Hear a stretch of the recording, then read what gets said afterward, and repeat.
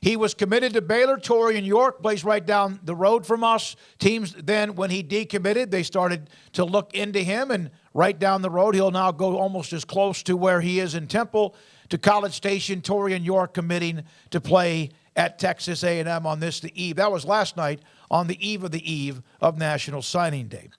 Oh, go ahead. Yeah, I mean, I'm gonna hopefully hear a Baylor perspective on this at some point of why this wasn't a bigger deal that he left the class. I don't feel like there was much of a fight. Now, granted, we wouldn't see it publicly if there was, and maybe they tried to sway him to stay behind the scenes, and he decided, no, I'm going to open up my recruitment anyways. Like when Ron Roberts got let go, mutually agreed upon, whatever, got fired, whatever you want to categorize it as. When he got let go, that was obviously a main voice and a main recruiter for Taurean York. But he's been committed for several months, was a big vocal leader of the class, and then here we are a week and a half before signing day, and he's suddenly he's not flipping. He decommitted, and then a few days later he's going to A&M.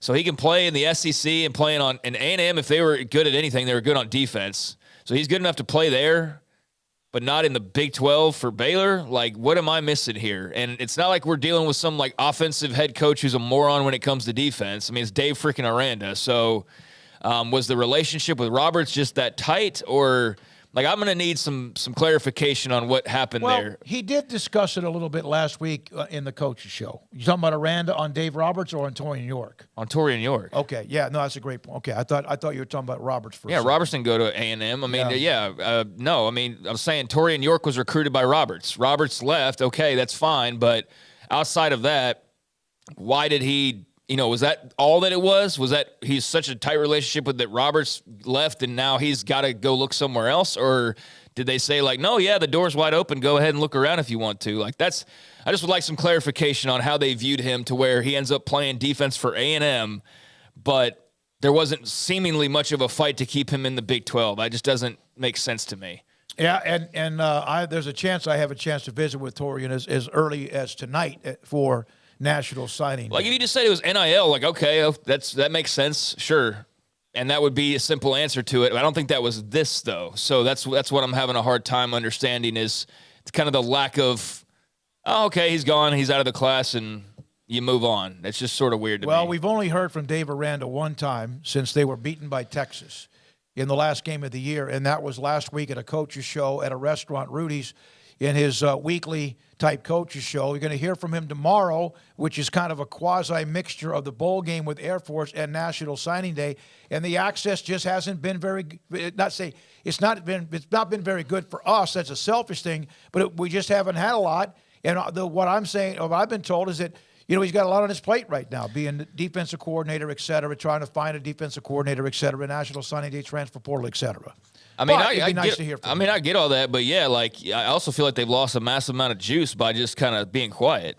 I mean, I don't know. I'm looking around on Twitter. I'm seeing every fan base is like, boom, boom, we got this going on, this is going on, and granted, they got to commit last night. I got a JUCO guy. That's great, but it's just there's just not there's no juice there. I mean, and I don't know that him going out and doing a 30-minute press conference really changes that, but give us some storylines, man. Give us some, and maybe that's the whole, we're just focusing on Air Force and get through that. But I just feel the silence is understandable because there is a lot going on. But you can't be too quiet or else just people forget about you. And I kind of feel like they're just sort of there right now. You know what I mean? They're just sort of there. And then that's kind of him. But you know what? If you're going to be that, then you better go beat Air Force. Yeah. Because if you lose to Air Force, then it was all for naught, and it was totally pointless, and you lost juice for no reason. Is beating Air Force going to help their recruiting? No, it'll give them something. It'll give them something to kick into the offseason. I don't think it's going to help their recruiting because, the lion's share of it will still be done tomorrow regardless. So, they might get a guy – after that, the only thing that happens tomorrow to me, a win is a win. Anytime a win, but it keeps you have a winning season. That's about all. That's all you get. I think it's better for the guys who are coming back next year. I mean, that you end on a good note and you go into spring feeling like, okay, learning how to win, tasting win. When we as a group, put everything together, we can accomplish something. But I don't know how much it does for you outside of that. I think that, but Craig is right. There is no juice, and they ended the year on a 3-game losing streak, and then that put them in this scheduling nightmare of a position where you're getting ready for your bowl game, trying to cluster recruiting, trying to hire a defensive coordinator, all these things at once, where everybody else is doing some of those things, but they have a more spread out timeline. Well, there's a lot of teams playing games beforehand, but yeah, like we were going to have G.J. Kinney today. I'll use him as an example. He was on Friday, trying to get a semifinal win at North Dakota State and almost pulled it off. He then was already announced as the new coach at Texas State. They introduced him. It's 2 days later. He was going to be on with us today. And honestly, he's on the phone 24/7 trying to figure out his own class, not to mention transfer portal and anything else, plus maybe even a staff. So I get it, and that's Texas State. And here's Baylor, and yeah, they're trying to mix getting ready for a game against a very unique opponent. And on top of that, trying to close the side. And let's be honest. If tomorrow Austin Novosad doesn't sign with Baylor, then the class is like toxic. Not everybody else who signed. That doesn't mean they can't play football without him, but that's the beacon of their class tomorrow. If they don't get his signature tomorrow, to me, that's a problem. I mean, I get all the reasons that you laid out. We don't have to dwell on any more past this, but the juice comment stands. Like, there is none right now. And granted, they're quiet because they're bunkered down and they're, preparing for all of these things in front of them. But as soon as Novosad signs tomorrow, however he does it, and then they get done with that bowl game, I better see some graphics, man. I better see like something going on here, man. Like you're just kind of in neutral, and I'm seeing TCU's picking up transfer after transfer, and you got Texas Tech's got momentum because they're all over social media, and I just feel like you got to be mindful of kind of where you are right now. You're not just, to puff my chest out, we won a Big 12 title. Like this is a right now for me business. You go finish 6-7, lose to Air Force, lose 4 straight,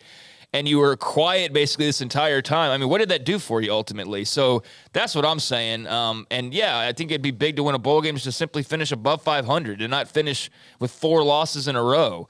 To have something to celebrate would be huge, no matter who it's against or where it is. And certainly winning beats the alternative of going up to TCU's place and losing there again to a non-Big 12 opponent. I mean, that would just be a disaster in my mind. But going back to Taurean York, I mean, I know for A&M, what they did get is a very hardworking guy, somebody who's going to be first in, first out kind of person, and certainly somebody who's going to do everything that's required and asked of him. And no one will work harder than Taurean York. They got a really good young man in that regard. We'll see how he translates as a player, to that style of play and to what they want there. But, yeah, I mean, they certainly got a sharp young man, so congrats to the Aggies on that. Also, last